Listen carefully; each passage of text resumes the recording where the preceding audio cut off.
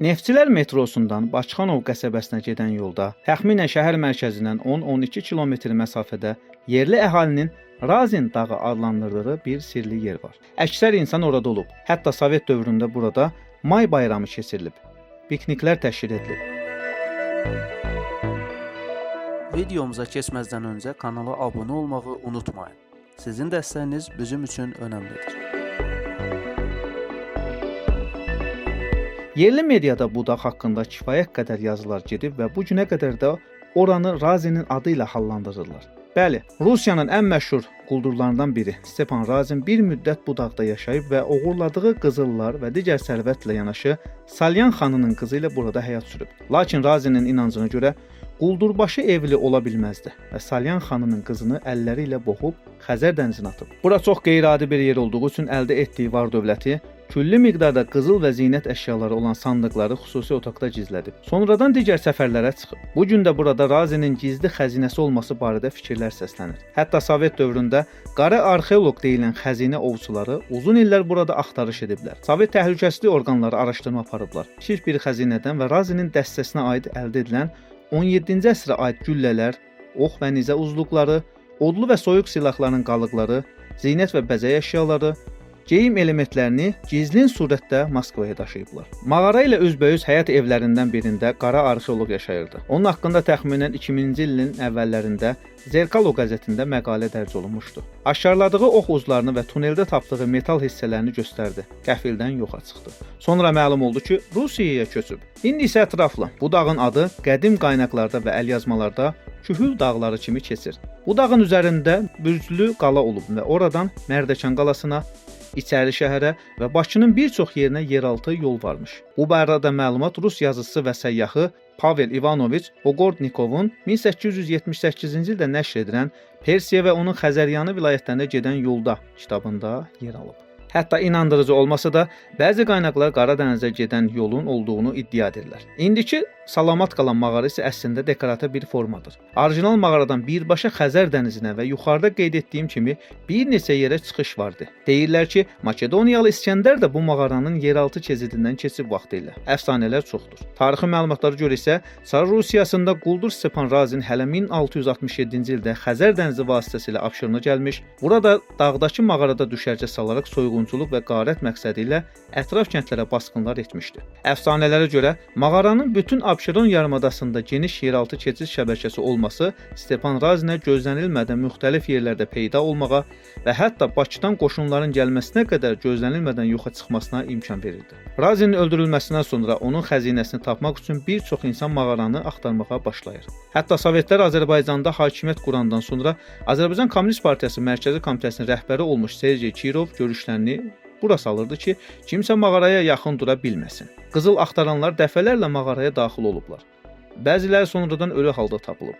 İndiki mağaranın girişi sonradan düzəlmədi. Əslində buranın girişi yuxarı hissədə olub və ora düşmək üçün kəndirdən və taxta nərdivanlardan istifadə edilib. Azərbaycanda 1930-cu illərdə Razinin xəzinəsini tapmaq üçün xüsusi ekspedisiyada ayrılır.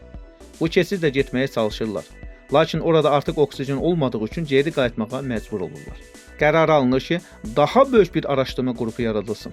Deyilənə görə Təhlükəsizlik Xidmətinin əməkdaşları Bomj qismində burada qalırdılar ki, kimsə ora gələndə dərhal xəbərlər olsun. Sonra 2-ci Dünya müharibəsi başlanır və mağarada zenit silahı quraşdırılır. Bunu etmək üçün mağaranın girişini daha böyük və hündür etmək lazım idi ki, silahı içəriyə yuvarlamaq daha rahat olsun. Buna görə də hazırki mağaranın girişi yaradılır. Müharibədən sonra axtarışlar yenidən aparılır. Lakin nəticə əldə edilmədiyi üçün buranı partlatmaq qərarına gəlirlər. Mağara bir neçə dəfə partladılıb. İlk tıxanma təxminən 40-cı illərin sonu, 50-ci illərin əvvəlləri idi. Köhnə əfsanəyə görə tunelin bir neçə məktəblinin itkin düşməsi səbəbindən partladılması elan edilir.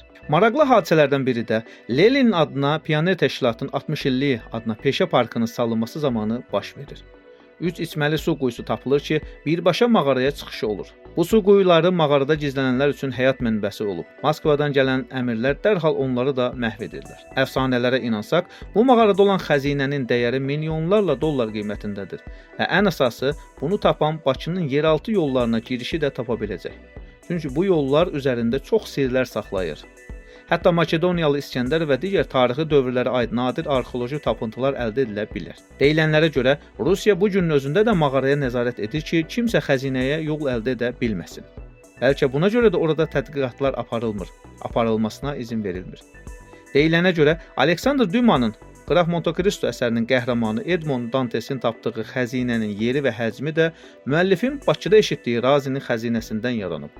Əsərində də məhz xəzinənin necə gizlədilməsini eşitdiyi kimi qələm alıb. Razinin xəzinəsinə gedən yol sirrini qoruyub saxlayır hamı üçün. Əlbəttə, sir varsa, açarı da var.